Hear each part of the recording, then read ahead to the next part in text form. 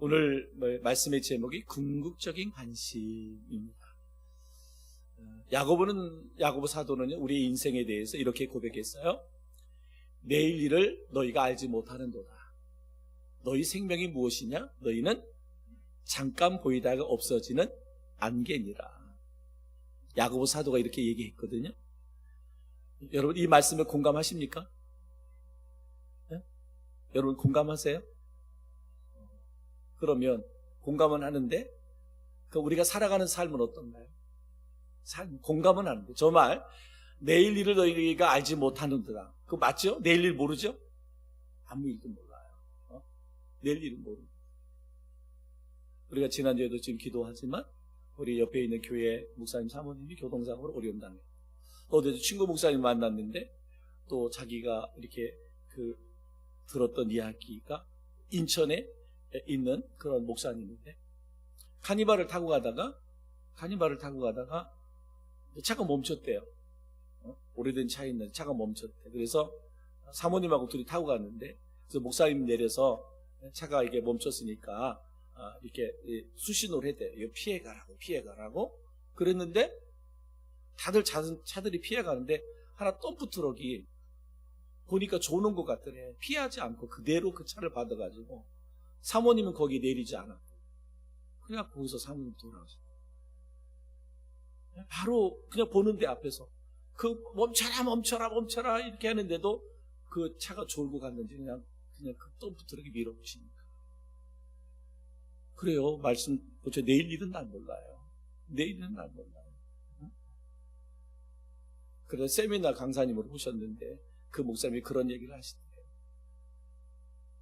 매일 아침마다 자기 사모가 자기 머리를 해줬대. 아침마다. 나도 머리가 있으면 해줬을 텐데 우리는 머리가 없어서 안 해줘. 그렇지 않아요? 못 들었어요 지금. 내일 일은 너희가 알지 못하는 거다. 너희 생명이 무엇이냐? 너희는 잠깐 보이다가 없어지는 안개니라. 그래요. 이제 우리 박찬열 장로님 또 그 어머니 어제 부르셨는데 오랜 병상에 계셨어요. 그래서 올 초인가요? 위독하시다 그래서 또 가족들이 빨리 마지막 보러 오라 그랬는데 또 가서 또 이렇게 하다 보니까 또 다시 회복이 돼서 완전하게 회복이 된 게 아니라 의식이 이제 돌아와서 또 병원에 계신 오래 기간 병실에 누워 있어요. 참 그런 거 볼 때마다 부모의 마음은 어떠냐, 자식의 마음 어떻고 부모의 마음 어떠냐. 더 고생 안 했으면 좋겠다. 더 고생 안 하고 그냥 이제 우리 예수 믿고 권사님이시니까 천국 갔으면 좋겠다. 한편으로는 안타까우면서도 또 그런 마음을 가진 부모의 마음. 저도 이런 장례를 치를 때마다 항상 저도 이제 저희 어머님 돌아가셨을 때, 그 부천의 순천향병원에 돌아가시는데 장례식장이 2개밖에 없어요. 그 순천향병원에 하나는 큰 거, 하나는 작은 거. 근데 어머니하고 한 분이 막 유독하신 거야. 근데 빨리 돌아가시는 분이 큰 장례식장을 차지할 수 있어. 그러니까 우리 마음이 어머니가 좀 빨리 돌아가셨습니다. 그 2사람이 있는데 유독하신 분이 2사람이 있는데 그 사람마다 어머니가 빨리 돌아가셨으면 순천병원은 계속 병원을 5년 동안 다녔기 때문에 익숙한 병원이고 우리 가족들이 집이 그쪽에 있으니까 좀 나아. 근데 그렇지 않으면 전혀 모르는 장례식장으로 어머니도 옮기셔서 장례를 치러야 돼. 이게 자식이지만요, 간사하기가 우리 어머님이 조금 빨리 돌아가셨으면 저 사람보다 같이 유독하신데 저 사람보다 우리 어머님이 조금 돌아가시면 우리가 편하게 장례 치를 텐데. 그게 자식이에요. 부모는 안 그럴 거예요, 그죠? 부모는 자식이 위독해가지고 지금 이 둘이 지금 사경을 헤매고 있을 때 자식이 조금이라도 더 생명 부지하고 있었으면 하는 게 부모의 마음일 텐데 자식의 마음은 그렇지 않아요. 저는 장례식 다닐 때마다 늘 그 생각을 해요. 근데 여러분 인생이 잠깐이더라고요. 벌써 이렇게 우리 어머니 돌아가신 지가 10년이에요. 그제 같은데 10년이에요. 저는 어제도 그 충주의 의료원 장례식장에 다녀왔어요. 다 가면 사연 있잖아요. 이루 말할 수 없는 사연. 내일 일을 너희가 알지 못하는구나. 너희 생명이 무엇이냐? 너희는 잠깐 보이다 없어지는 안개니라. 오늘 말씀도 이러한 맥락에서 보면 안개와 같은 인생에 있어서 진정 참되고 궁극적인 것은 무엇인가를 우리에게 가르쳐주고 있고요. 우리가 관심을 가져야 될 것이 무엇일까? 우리가 인생을 살아가면서 우리가 과연 관심을 가져야 될 것이 무엇인가 하는 것에 대해서 교훈을 하고 있습니다. 오늘 말씀. 그래, 인간이 갖는 이 관심은 무엇일까? 궁극적인 인간이 갖는 관심은 무엇일까? 인간이 갖는 관심은요, 첫 번째는 먹고 사는 문제예요. 먹고 사는 문제. 평범한 인간이라면 좀 더 나은 직장, 좀 더 나은 보수, 그리고 좀 더 나은 집, 또 좀 더 나은 차, 남보다 비교해서 좀 더 나은 것을 추구하며 살아갑니다. 그래서 아끼고 모으고 한 푼이라도 더 벌기 위해서 안간힘을 씁니다. 근데 그것이 잘못된 것은 아니죠. 그죠? 우리가 더 열심히 노력하고 열심히 수고해서 더 많은 것을 모으고 더 많은 것을 누리려고 애쓰는 것, 이것이 결코 잘못된 것은 아니에요. 그러나 그것이 무엇을 위한 것이고, 그리고 그것이 얼마나 가치 있는 것인가. 우리가 지금 열심히 최선을 다하고 있는 것이 무엇을 위한 것이며 얼마나 가치 있는 것인가, 이것에 대한 의문은 듭니다. 단순히 우리가 물질적인 게만 눈이 어두워서 그랬다면 그것은 매우 어리석고 우매한 것이다. 왜냐하면 말씀드린 것처럼 우리의 인생은 안개와 같은 거예요. 우리의 살아갈 때 영원한 것 같지만 안개와 같은 것이다 라고 말할 수 있습니다. 그래서 우리는 이 땅에 살아가면서 사람과의 인간과 그리고 하나님과의 조화 있는 삶을 우리가 살아야 된다. 이 땅에 살아가면서 사람과 원수 맺으며 살아갈 이유가 없는 거잖아요. 그죠? 사람과 척을 지며 살아갈 이유가 없는 것이고, 또 하나님과 조화를 이루며 살아가야 되는 것이 오늘 우리들의 삶의 모습이고 태도다. 바로 인간의 궁극적인 목적을 보니까 먹고 사는데 내 인생을 허비하는 거예요. 그러다 보니까 이런 사람들은 나중에 가면 뭐예요? 후회하는 거예요. 인생을 후회하는 거죠. 두 번째는 뭐냐? 사람의 그 관심이 어디에 있느냐? 바로 자신의 이익에 있더라. 자신의 이익에 있더라. 누가복음 12장 15절에 그들에게 이르시되 삼가 모든 탐심을 물리치라. 예수님께서 오늘 본문에 예수님을 찾아온 사람에게 말하는 그들에게 이르되 삼가 모든 탐심을 물리치라. 보통 유대인들의 그 풍습에 따라서 재산을 분배받은 동생이 불만이 있었어요. 불만이 있어서 주님께 그 불만을 가지고 왔습니다. 근데 주님께서 그에게 뭐예요? 탐심을 물리치라 그랬어요. 탐심을 물리치라. 왜 그래요? 이 사람은요, 자신의 이익을 위해서 예수님마저도 재판장으로 이용하려 하는 거죠. 13절 말씀에 보면 무리 중에 한 사람이 이르되 선생님, 내 형을 명하여 유산을 나와 나누게 하옵소서 하니, 예수님은 선생님이니까 우리 형에게 얘기해서 그 유산을 나누게 해 주십시오 그랬어요. 그러니까 예수님을 뭐예요? 자신의 유익함을 위해서 재판장으로 이용하고 있는 거예요. 자기의 이익을 위해서 어떤 수단과 방법을 가리지 않아. 우리의 구원자 대신, 우리의 생명의 주가 되신 예수님마저도 육신의 유익을 위해서 이용하려 하는 거예요. 그러면 안 되는 거예요. 그러니까 오늘 우리 성도들도 나를 구원하기 위해서 당신의 생명을 다 내어주신 예수님을, 우리의 육신의 욕망을 이루기 위해서 그 예수님을 또 이용해 먹으려고 하면 안 된다는 거예요. 그러면 안 돼. 왜 많은 사람들이 교회를 다니다가 실족하지요? 예수 이용해 먹으려다가 그 예수님이 우리가 이용해 먹으려는데 이게 예수님이 뭐 거기에 속나요? 예수님이 속을 뿐이 아니잖아요. 우리의 내면까지 꿰뚫어 보신 하나님께서 네가 믿음도 없이 네 욕망과 욕심을 추구하려고 나를 이용해 먹으려고 하는데 주님이 그걸 응답하시겠어요? 그러다 보니까 나중에 내가 원하는 대로 안 되니까 뭐 교회 다녀봐야 뭐 아무것도 없다 뭐 이렇게 핑계대고 교회 핑계대고 성도 핑계대고 실족하는 사람들이 얼마나 많은지 몰라요. 여러분, 욕심 때문에, 인간의 욕심 때문에, 이익 때문에 예수님마저도 이용해 먹으려고 하면 안 된다는 거예요. 그러니까 사람의 관심이 먹고 사는 것 자신의 이익에 있더라. 최초의 인류 아담과 하와가 눈앞에 보이는 유혹에 넘어감으로 인해 결국은 낙원을 잃어버렸잖아요. 욕심 때문에, 욕심. 그 욕망이 결국은 그의 눈을 가리워버렸어요. 그래서 유혹에 넘어가서 결국은 낙원을 잃어버리는 그런 결과를 가져왔어요.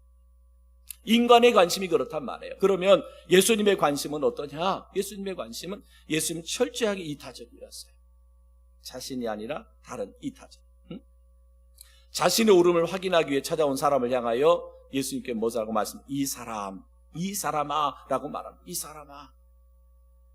예수님 재판장이 되어서 형에게 물려준 유산을 어떻게 나눠주게 해주세요 라고 말할 때 예수님 이 사람아 라고 말합니다. 나는 현세적이고 속세적인 문제를 판단하기 위해서 오지 않았다는 거죠. 나는 너의 먹고 입고 쓰는 것, 이것을 목적으로 이 땅에 온 사람이 아니다. 너의 세속적인 문제를 해결해 주기 위해 온 자가 아니다. 나는 너의 구원자로 온 거지. 그죠? 우리의 메시아 구원자로 온 거지 인생에 너의 이기적이고 인간적인 욕심과 욕망을 성취하기 위해 온 그런 자가 아니다라고 하는. 그래서 이 사람아 라고 말하는 거예요. 예수님은 언제나 인간 편이었거든요. 그죠? 주님은 언제나 그의 사역을 보면 불쌍하고 어렵고 힘든 사람들, 그들 편에서 그들을 위로해줬고 그들의 필요를 채워주고 공급해줬어요. 그러나 그것이 궁극적인 목적이 아니었잖아요. 예수님의 궁극적인 목적은 그들이 예수님을 구세주, 구원자로, 메시아로 알고 믿고 구원받는 데 목적이 있었지. 근데 사람들은 예수를 통해서 나의 목적을 성취하려고 하는 거죠. 이 사람아 라고 주님께서 말씀하고 있습니다. 예수님은 언제나 자기가 아닌 그 누군가 이타적인 그런 삶을 살았습니다. 예수님의 오직 관심은 뭐예요? 영혼 구원이 있습니다. 영혼 구원. 예수님의 관심은 영혼 구원이 있습니다. 그래서 누가복음 12장 15절에 사람의 생명이 그 소유에 넉넉한데 있지 아니하리라 하시고, 형에게 얘기해서 재산을 나눠주세요 라고 말하는 사람에게 이 사람아,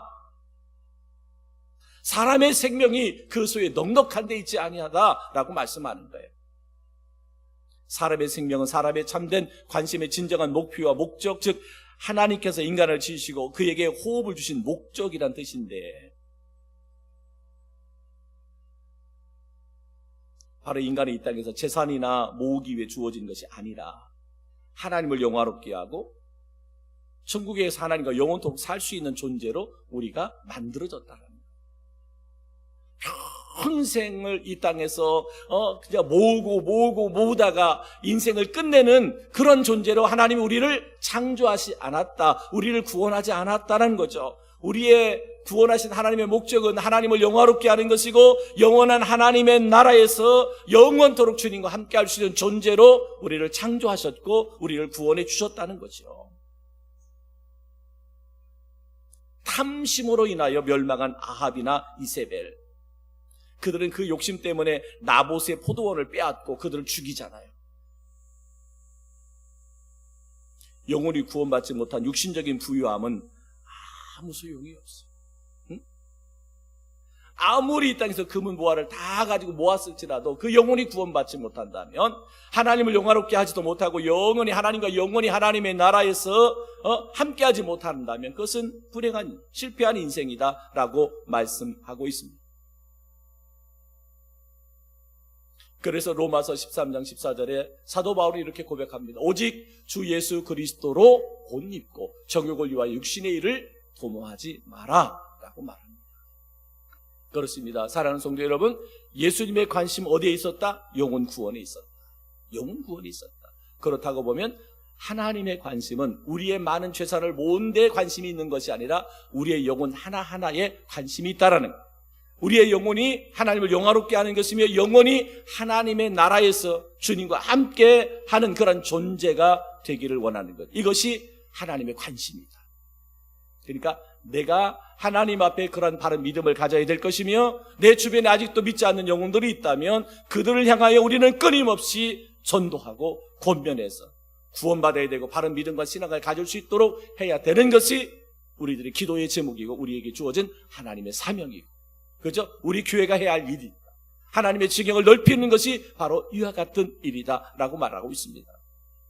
이와 같이 예수 그리스도를 믿음으로 구원받은 거듭난 자의 삶의 태도와 자세는 어떠해야 되느냐? 바로 자족할 줄 알아야 된다 라고 말합니다. 자족할 줄 알아야 된다.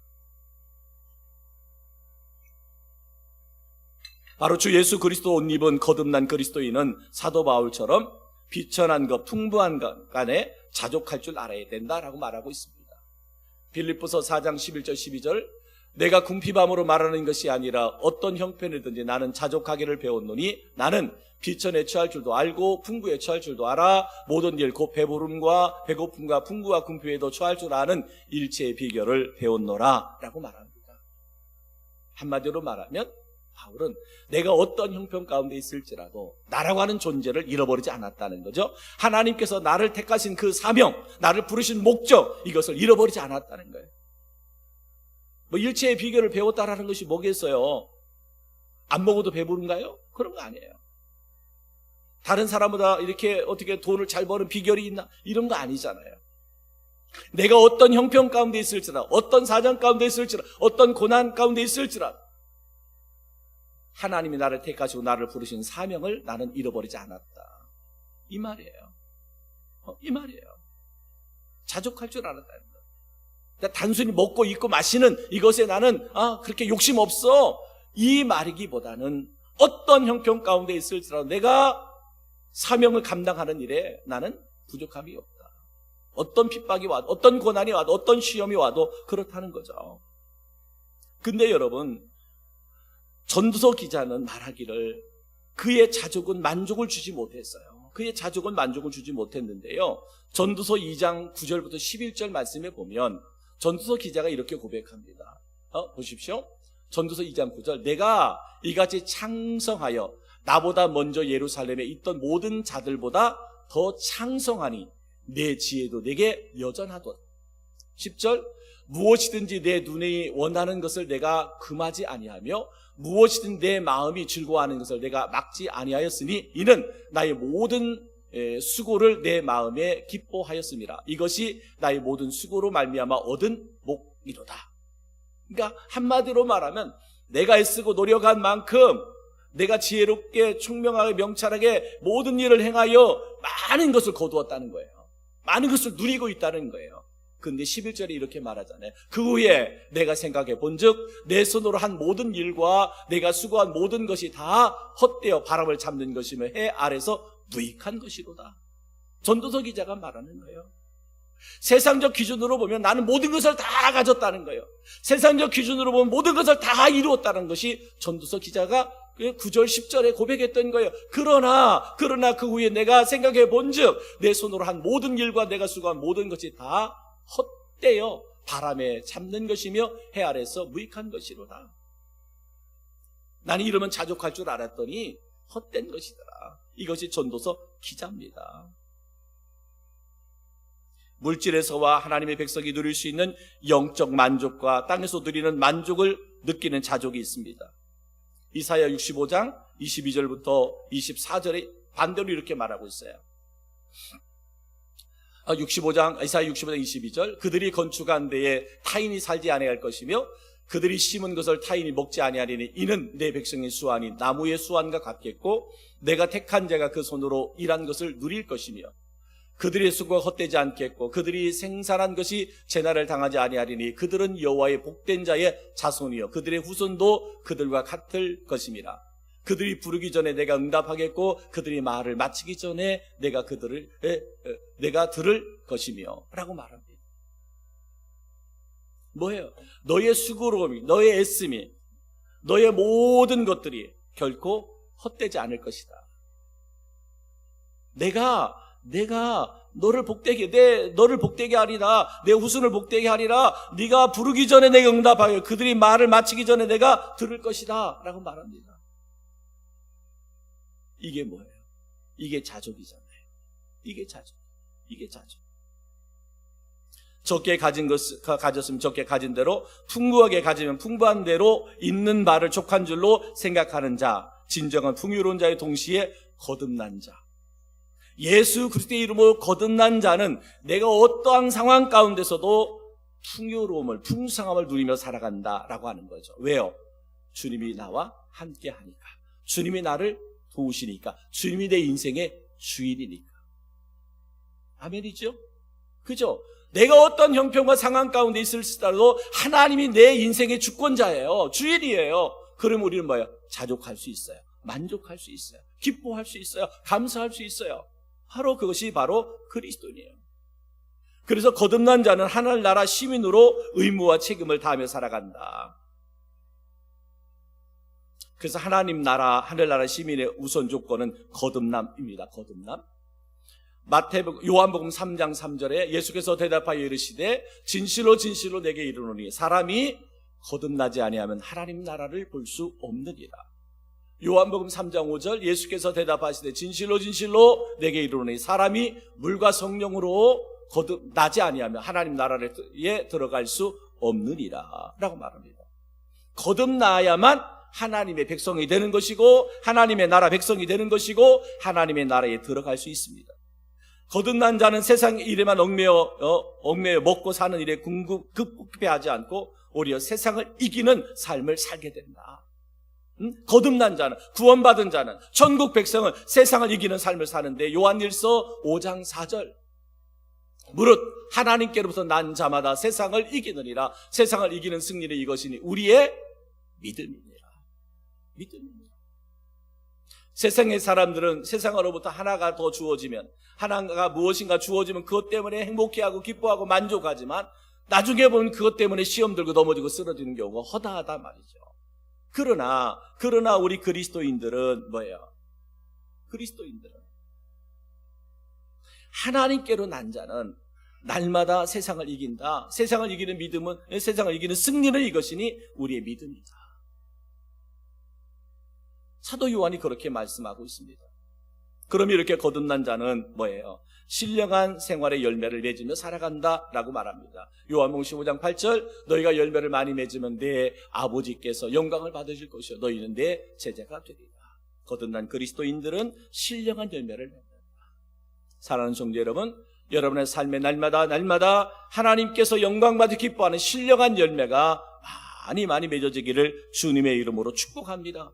거듭난 자는 의를 행한다. 거룩한 삶을 살아간다는 거죠. 요한일서 2장 29절 너희가 그가 의로우신 줄을 알면 의를 행하는 자마다 그에게서 난 줄을 알리라. 그리스도는 의의 삶을 살아야 돼요. 구별된 삶을 살아야 된다는 거죠. 거룩한 삶을 살아야 되는 거예요.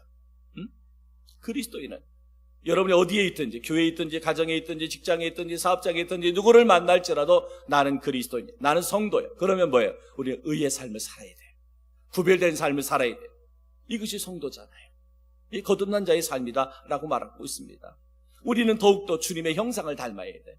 매일매일의 삶을 통해서 주님의 형상, 주님을 닮아가는 그리스도인이 되어야 된다. 고린도후서 3장 18절 우리가 다 수건을 벗은 얼굴을 거울을 보는 것 같이 주의 영광을 보며 그와 같은 형상으로 변하여 영광에서 영광이 이른 곧 주의 영으로 말미암음이니라. 예수의 영으로 거듭난 그리스도인에게서는 우리에게서 주님의 형상이 나타나요. 우리의 삶에, 우리의 모습에서 누가? 그리스도가, 예수가 보여줄 수 있어요. 예수와 동일한 사람이 될 수는 없지만 우리의 거듭난 그리스도인이라면, 구원받은 그리스도라면, 말씀드린 것처럼 의의 삶을 살아가는, 그죠? 구별된 삶을 살아가는 우리에게서 주님의 형상, 주님을 닮은 형상의 모습이 드러날 수 있어야 됩니다. 이 일을 위해서 우리가 기도해야 돼요. 우리가 뭐 기도의 제목이 많잖아요. 우리가 현실적으로 기도해야 할 기도의 제목들이 많잖아요. 근데 그 많은 기도의 제목들 가운데서도 우리가 더 우선되어야 될 것이 뭐냐? 하나님, 내 삶에서 그리스도의 형상이 드러나게 해주세요. 내가 누구를 만날지라도 어떤 상황 가운데 있을지라도 하나님, 내게서 그리스도의 형상, 그리스도의 모습이 드러나게 해주세요. 그것이 복음이잖아요. 그것이 복음이잖아요. 응? 하늘나라 시민으로서의 삶을 살아야 된다. 고린도후서 5장 17절 잘하는 말씀. 그런즉 누구든지 그리스도 안에 있으면 새로운 피조물이라. 이전 것은 지나갔으니 보라 새 것이 되었도다. 새 사람이 되었잖아요. 바로 우리는 하늘나라 시민, 천국 백성의 삶을 살아가는 거예요. 그렇기 때문에 여러분, 우리가 나중에 천국 다 갈 거잖아요. 천국 다 가실 거잖아. 그죠? 우리가 천국 가서도 하나도 어색하지 않아야 돼. 응? 우리가 천국 갔을 때 하나도 어색하지 않아야 돼. 바로 이 땅에서 천국 시민의 삶을, 새로운 피조물의 삶을 산 사람들은 천국에 갔을 때 하나도 어색하지 않아. 왜? 이 땅에서 천국의 삶이나 하나님의 나라에서의 천국의 삶이나 별반 다를 게 없어요. 왜 다를 게 없느냐? 뭐 상황적으로, 환경적으로 다를런지 몰라. 근데 뭐야? 여전히 지금도 하나님이 내 인생의 주인이시고, 천국에서도 인생의 내 삶의 주인은 하나님이시기 때문에 크게, 그죠? 큰 차이를 느낄 수 없는, 그것이 바로 하늘나라 시민으로서의 삶이다. 그래서 항상 우리 성도에게 주어진 사명, 성도에게 주어진 의무를 수행하고 맡은 책임을 다하며 살아가는 우리 성도들이 되기를 주님의 이름으로 축복합니다. 사람의 관심은 먹고 사는 것, 자신의 이익에 있다 그랬고요. 예수님의 관심은 이타적이고 영혼 구원에 있다 그랬습니다. 거듭난 그리스도인들은 모든 삶에서 차족할 줄 알고 하나님의 시민으로 책임과 의무를 다한다라고 말씀하고 있습니다. 사랑하는 성도 여러분, 나는 그리스도인입니다. 한순간도 내가 그리스도인임을 잊지 않고 살아가기를 바랍니다. 어느 곳에 있든지 무슨 일을 하든지 언제나 나는 예수의 이름으로 거듭난 그리스도인이다. 내게서 그리스도가 드러날 수 있도록, 내게서 그리스도의 향기가 드러날 수 있도록, 그리스도의 성품이 드러날 수 있도록, 내 삶에서 그리스도의 가치관이 날마다 우리의 삶 가운데 임할 수 있도록, 늘 그리스도의 정체성을 잃어버리지 않고 끝까지 그 믿음을 지켜낼 수 있는 우리 모든 성도들 되어질 수 있기를 주님의 이름으로 축복합니다.